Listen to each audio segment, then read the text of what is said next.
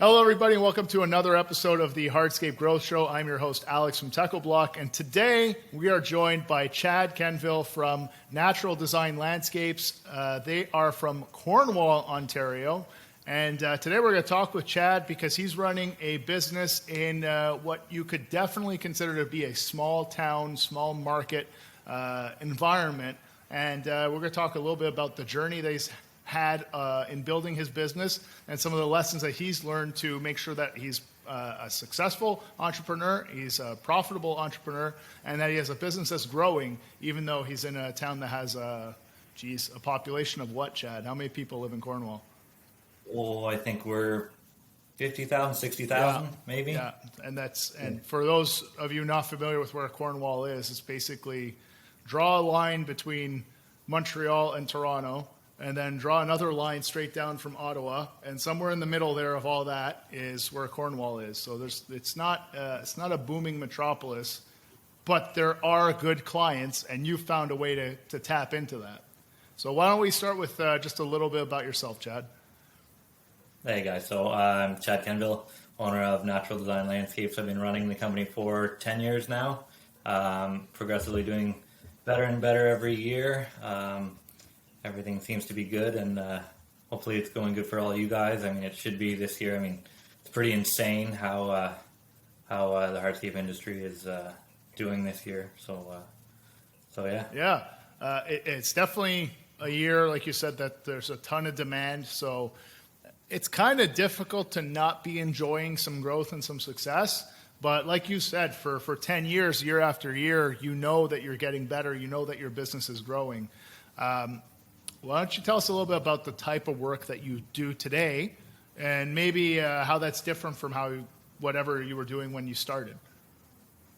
Okay, so the type of work we do today, mostly custom stuff. We like to do cool inlays, different products, multiple products, different bandings, all that stuff that is probably attracting all you guys to the industry and everybody else's jobs and stuff like that. But we didn't start that way, right?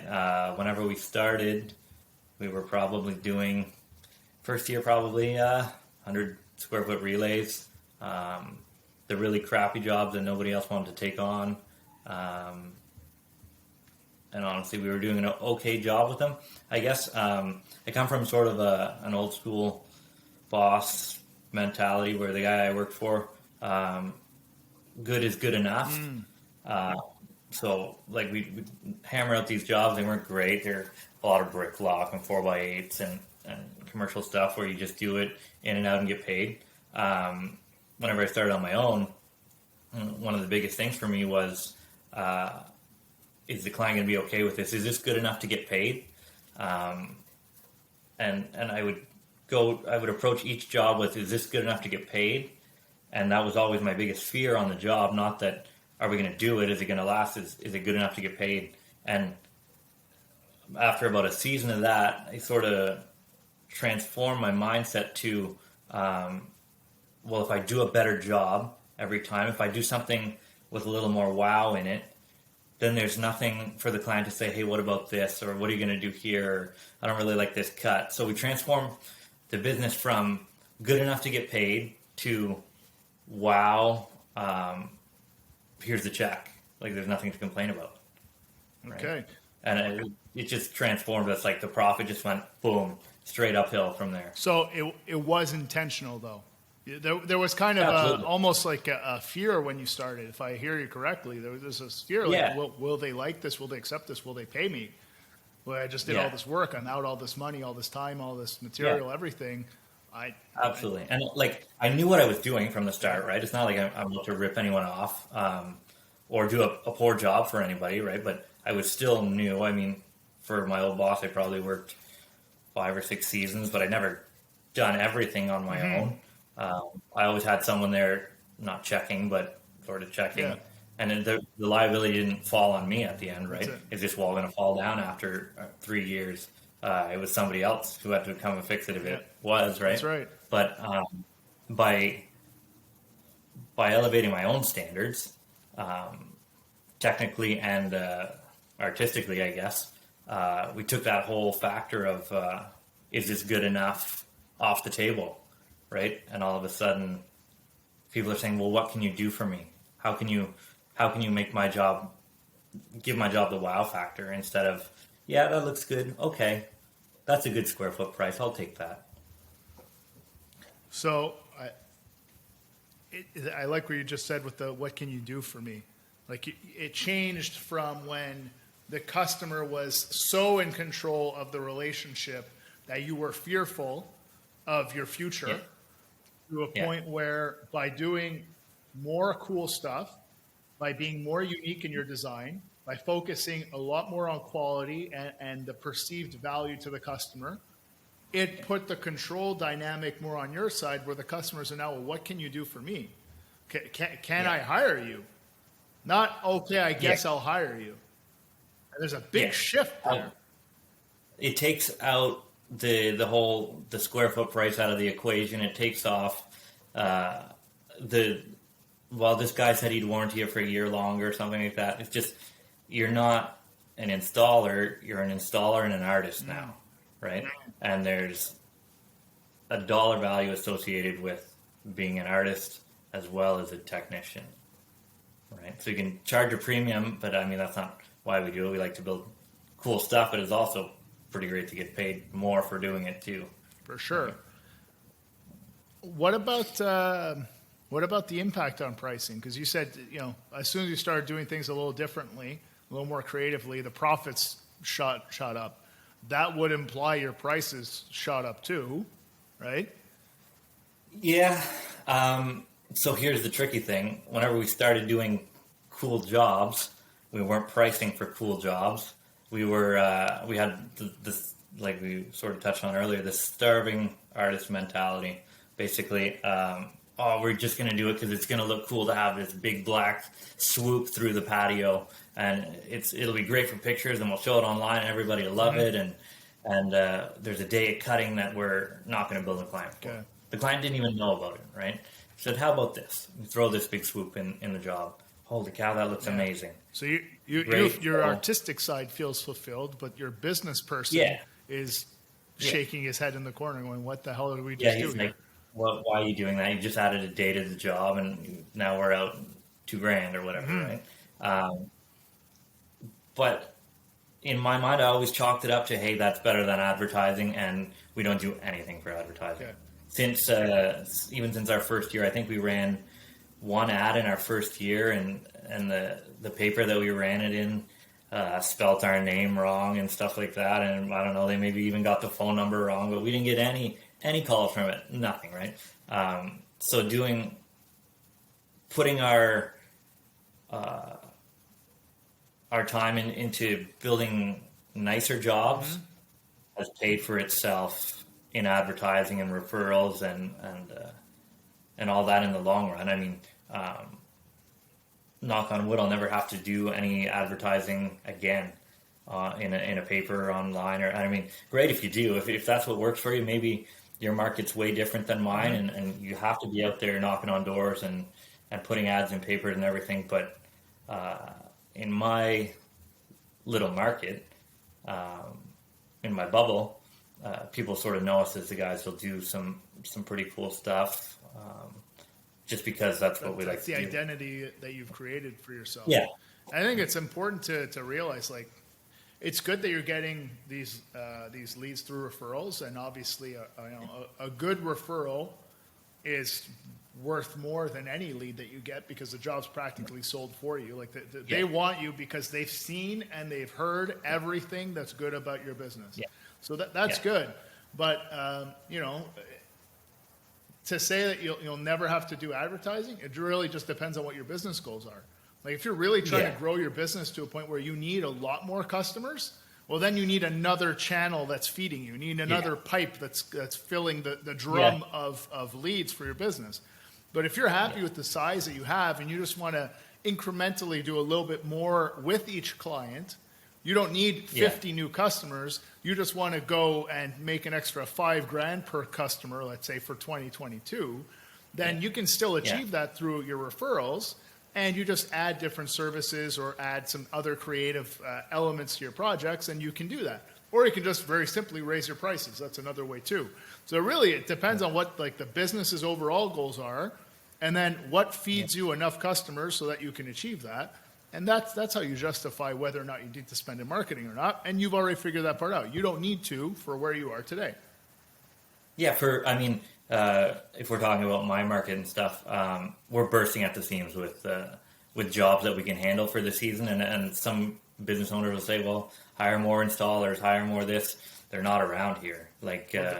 They're not around anywhere right now. That's it, right? They're not around anywhere. That's why we started hardscaper.com. So, you can hire anybody, just get them the training to get started, and the rest will learn on the job, but at least they have a good foundation, right? But it's a real problem. So it's true. Like everyone's, oh yeah, well, just hire more people, build more crews, like just do more jobs. Well, can you? Is one question to answer. And do you want to? Is another question to answer. Yeah. And they're both important questions. They both weigh the same, sort of, right? We can't take on more jobs. Would I want to? Yes, but I don't really love dealing with homeowners sometimes. As bad as it is to say, I mean, they got us to where we are, and we have tons and tons and tons of amazing clients. But I can't sit there and pick products for 3 hours on a Wednesday afternoon while my guys are throwing bricks around the job site. I have to be on site with them because that's when we're most productive, and that's what I like to do. And I'm choosing the line for the curve and everything, and cutting it in myself and all that stuff. Not that they can't do it; they can absolutely do it. But it comes down to what you want to do, and that's where those choices come down, right? Like, could you hire more people and take on more work? Yes, but that means you need to be somewhere, and you need to put someone else somewhere else. Because you can't be in both places at the same time. So it's either you hire a salesperson / design person to handle more of those sales calls, or you empower your team more, or you hire a foreman or something to drive the productivity on site more.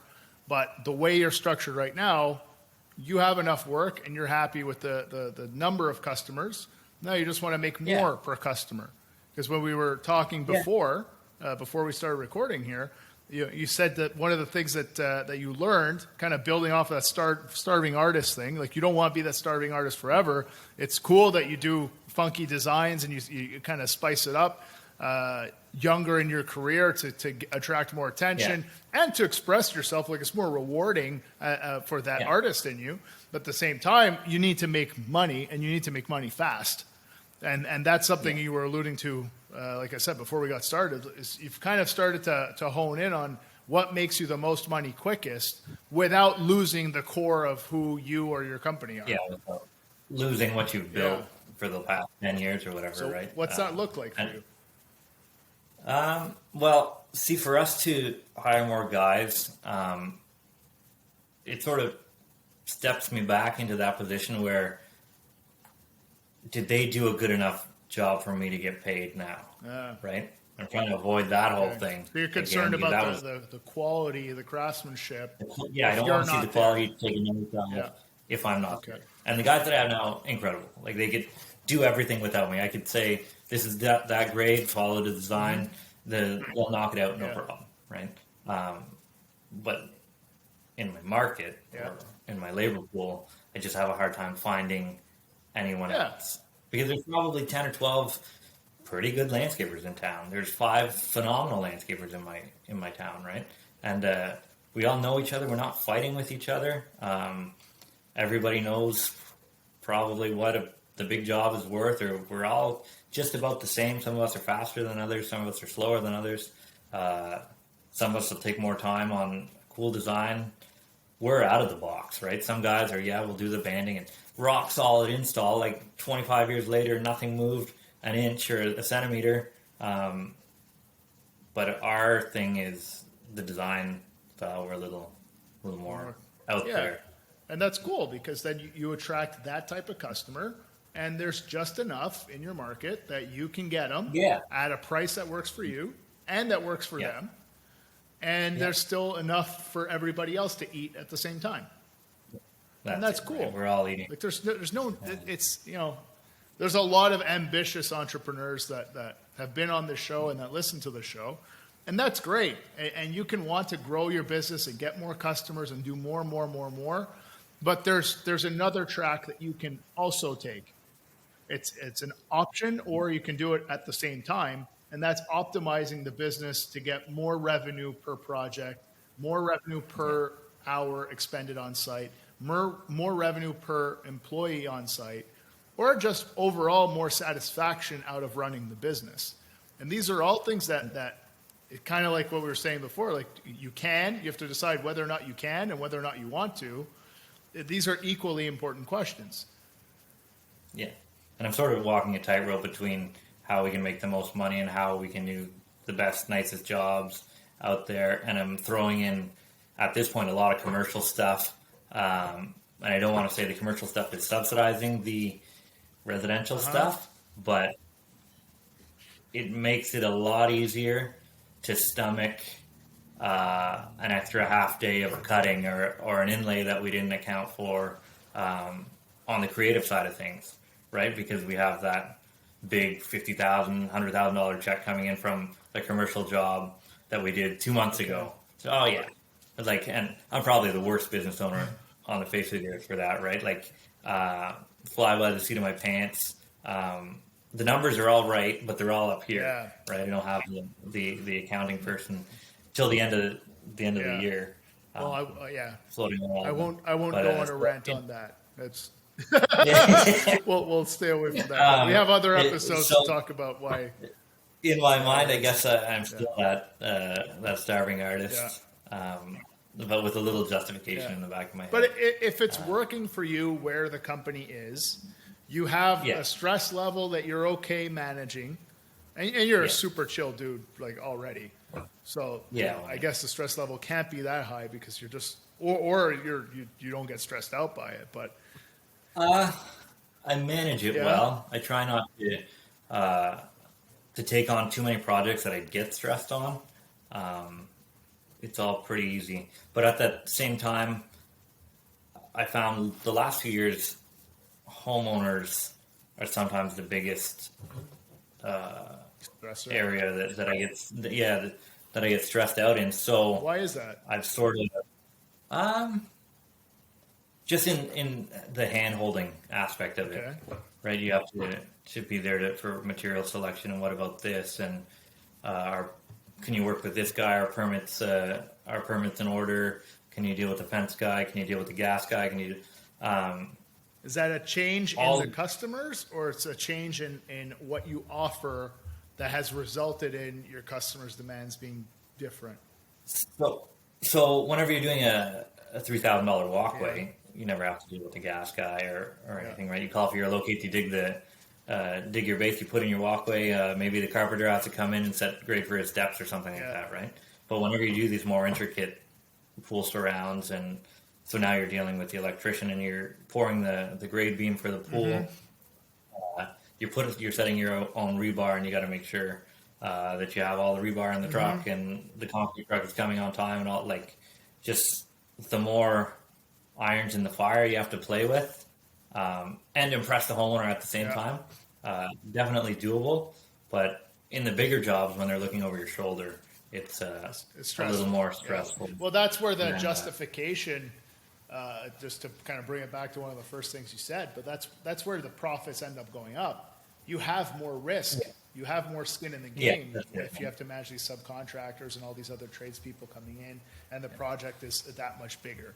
So that's something that I'm sure you learned over the years too. Like the profit you make on that $3,000 walkway, whatever margin it is that you make on that, cannot be the same margin that you make on a $100,000 poolscape. No.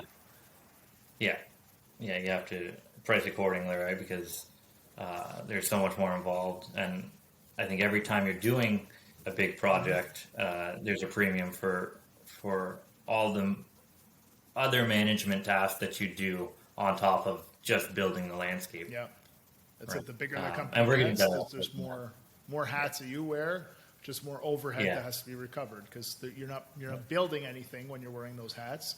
But you need to be billing for them. Yeah. So you work with a lot of subcontractors now, then I guess with what your business does, because you're building, literally, if it's outside, you're building it for people, right? We're building it. We do schools, we do parks, we do everything. A lot of custom landscape still. It's sort of juggling all the balls of landscaping, right? I mean, you're not just a sod guy, you're a sod guy and a tree guy and a concrete guy some days, and you're reinstatement guy and a hardscaper, just a little bit of everything. But like you said, like living in Cornwall, there's maybe a dozen or so good hardscape contractors that you know. Yeah. How many tree guys are there? How many concrete guys are there? How many stone guys are there? There's got to be only like a handful or two, right? Yeah. There's a handful. We're sort of full service, right? We do it all. Not everybody can say they do it all. That's not to say we let anything. We do a poor job at anything. We do try and do a pretty amazing job. If you at can everything. do it, you do it, and if not, you get a sub, right? Yeah, that's it, right? Like, obviously, we're not doing electrical work and we're not doing gas work and all that stuff. But we built relationships with people who can, right? And those are important. So I would feel, you tell me what you believe on this, but I would feel that the relationships you build in a small town, I don't want to just keep beating the point of a small town, but like I live in Montreal. Like if I need an electrician, there's like 20 guys I could call. And you know what? Of the 20, there's probably 5 that are really good, and that's okay. Like I still have some choices, but the smaller and smaller the market is, the fewer guys there are to choose from, and of those fewer number of companies to choose from, there's still a smaller number still of good quality people. So when you find these people, you need to take care of that relationship. No?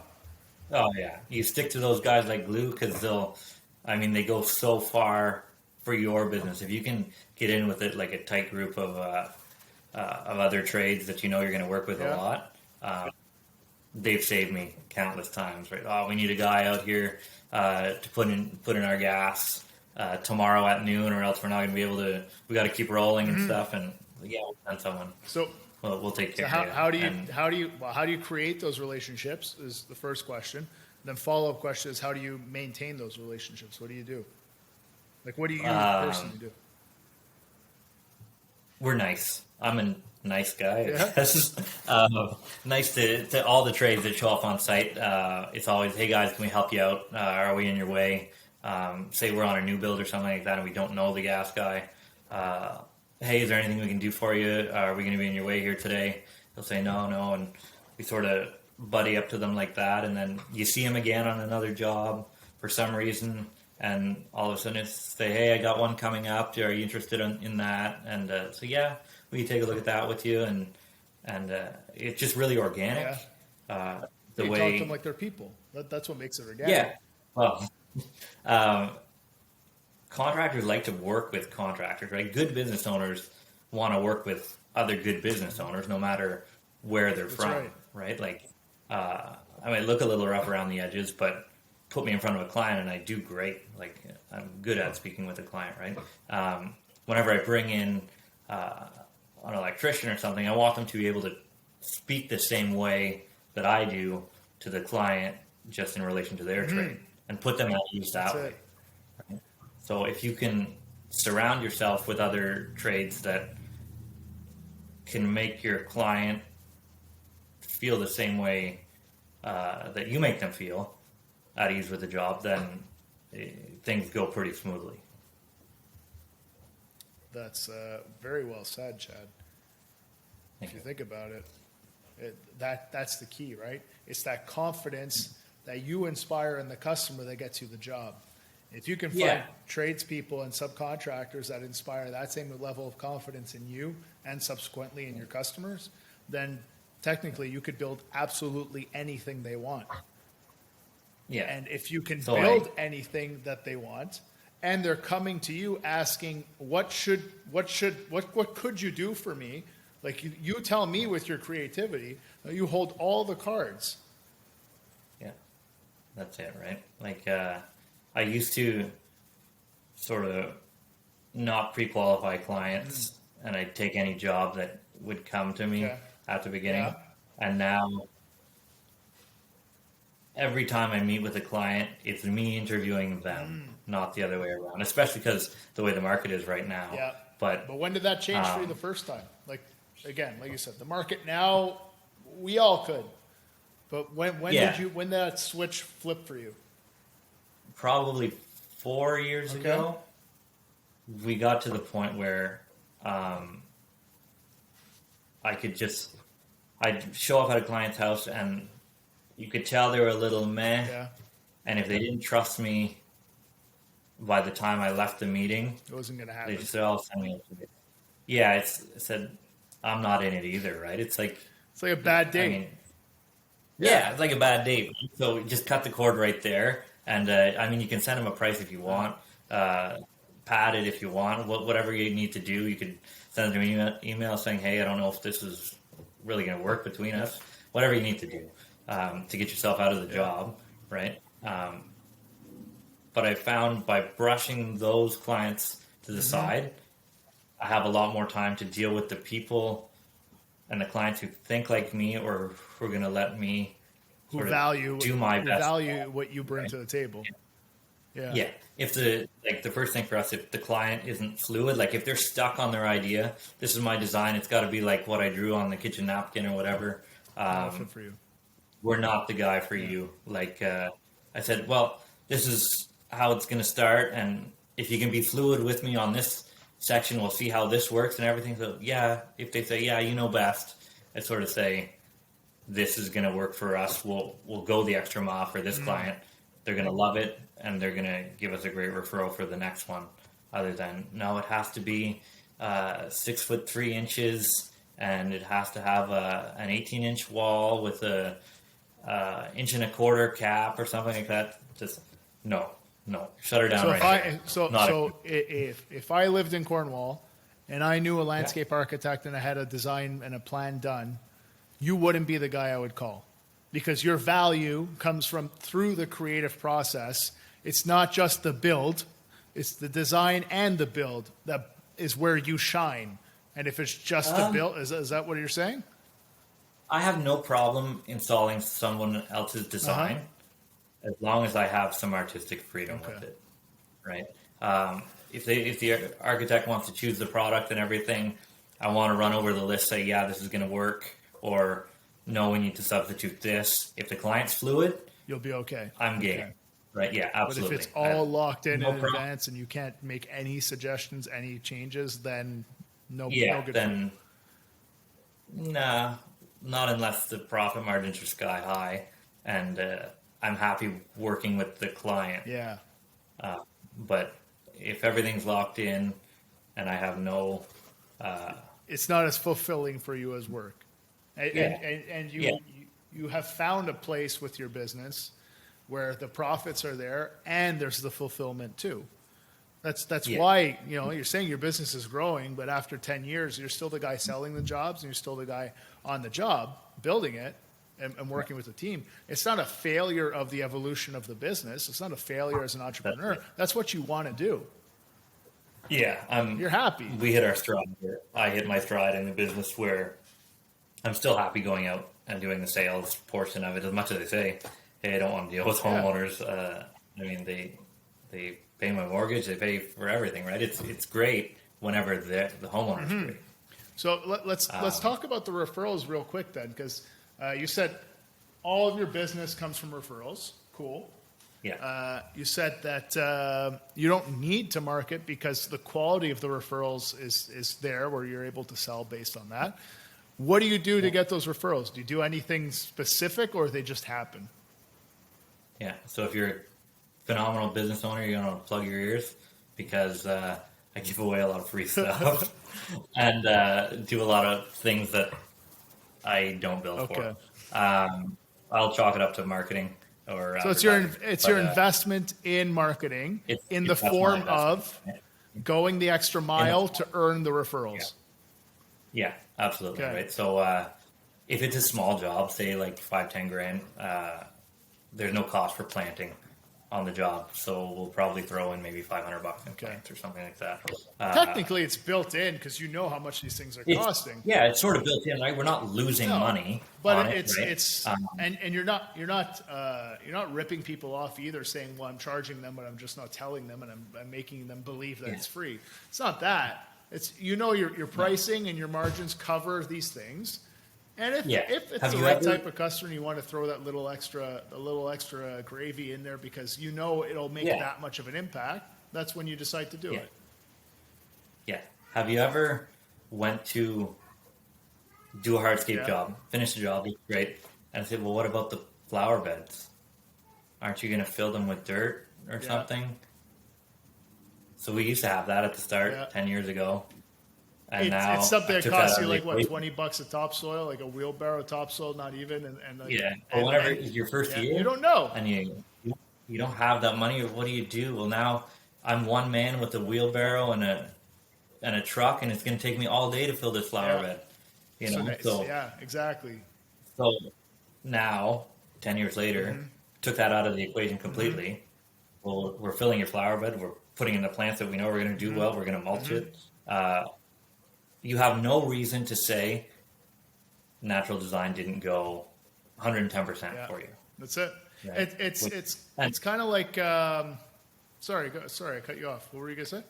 No problem. It's no, I forget what I was gonna say. Sorry. No, good. Keep going. I was just gonna say it's my wife works in the restaurant business. She's a sommelier, and like when I go to the restaurants that she's worked at. They're higher end, they're nicer places, but there's a lot of similarities in what we do and what they do in terms of the customer experience. So like sometimes they'll offer, like let's say in her line of work, like she'll offer a wine to someone. She'll offer them a taste or a glass if they're really not sure, and she's going to take them through this kind of experience. And if they don't like it, well, they just comp it. And it's like, okay, it's a couple bucks that comes off the margin at the end of the day, but that customer is happy. And the satisfaction of that customer means that they'll come back. And if they come back, they'll bring other friends and family, and we get more customers overall. Or you ever go and they comp you the dessert, or, oh, it's your birthday. Like, boom, what happens on a birthday? You get free cake. Why do you get free cake on a birthday? Because when there's a birthday, it's a party. There's a lot more customers that come in. That's it. So it's very similar in that, there's little things that you do that are complementary, but they go a long way in the eyes of the customer. And if you make the customer feel good, it's going to turn into referrals for you. That's it, right? Like as a homeowner, if I didn't own a landscape company and I got my flower beds done or something like that, and someone left me with no topsoil in my flower bed, then great. How am I going to get topsoil to fill this thing? I don't even own a wheelbarrow. In some of these places, like some of these homes, how are they going to do it themselves when you can do it so fast and so easy, right? Like my little machines here, we have a dump truck anyway. We left the yard, the dump truck was empty in the morning, put a bucket of topsoil in it. It's going to take us maybe 20 minutes, half an hour to fill this flower bed. But having the margin that allows you that flexibility is the key, right? Because like you said at the beginning, you were so tight at the beginning that you saw that. The customer even asked you, and you couldn't do it. Your hands were tied. Yeah, that's it. Yeah. Well, I could. I just take a hit. Exactly. Take a hit, and you burn a day because you weren't prepared for it at all. But one of the benefits of experience, and this is why we do this show, so people can share their experience. That if you add just a little bit of padding to your margin. But you use it not to line your pockets. You use it to make the customer experience just over the top every time. That's it. Then over time, your marketing budget can come down because your referrals and the quality of your referrals is going up. Yeah, that's it. Exactly. Super smart. So, little something you learn after being in business a while, I guess. I mean, like you say, I didn't know it at first. Now I just don't want to leave clients with loose ends. Right? You want to have everything tied up so that there's nothing that they have to do other than enjoy it at the end. And cut you that final check. And cut you that check. Most important part. That's good. Chad, we covered a lot of stuff here today. Is there anything else that you want to talk about? Is this the part where we plug Teco products? It can be. I mean, that's not the point of the show. No, I'm just teasing. Is there any, maybe No. something that you wish you knew? Like if there's someone who's pretty new to the industry listening to a 10-year veteran now who's not even investing a penny in official marketing, he's just getting it all through word of mouth and doing creative stuff and happy with where his business is at. Yeah, don't listen to me. I did it maybe you can. My mentality has always been that if you work harder, you're going to be more successful. And it sort of is, right? But there's marketing guys and there's accountants and everybody, all the real business owners shaking their heads saying, holy shit, this guy's got it so backwards. How is he still making a living? I don't think so. I don't think so. Man. There's we didn't crack open your books and stuff like that. Maybe there, but there's some very solid core business foundational things that you're doing and you're doing well. You're focusing on the customer experience. You're focusing on doing a good job. You have a very clear identity. There's a type of project that you want and a type of project that you don't. You know when to go after the big fish because they secure significant influx or injection of cash flow to the business, which is nice. It also keeps your name out there in the community, which is important in a smaller community. There's a ton of stuff you're doing right. Don't sell yourself short, man. Yeah, maybe I don't like to take myself too seriously, so maybe I'm sort of half joking about the whole thing. But if you're just starting out, what do you do? Spend as much time doing cool stuff as you can, because before you know it, you'll be paid for more than what you just do. I think there's a quote somewhere, do more than what you're paid to do, and someday it comes back to you. Yeah, I don't know what. Yeah, I'm sure there's a quote too, but it's along those lines. Just go that extra mile for the customer, and over time, it will get you to a point where you're getting paid for that work. Yeah, absolutely. Yeah, right. it's that investment. Plus, the more cool stuff that you do, the better you get at doing cool stuff. Yeah, it's just easier to do cool stuff after a while, right? People take more chances. You're more confident in doing the cool stuff. Even some of the big guys like Instagram and stuff, you see them where they started, oh yeah, they did a cool job a couple of years ago, and they're just blowing minds now. It's really cool to see. Yeah. Thank you very much for joining us on the show.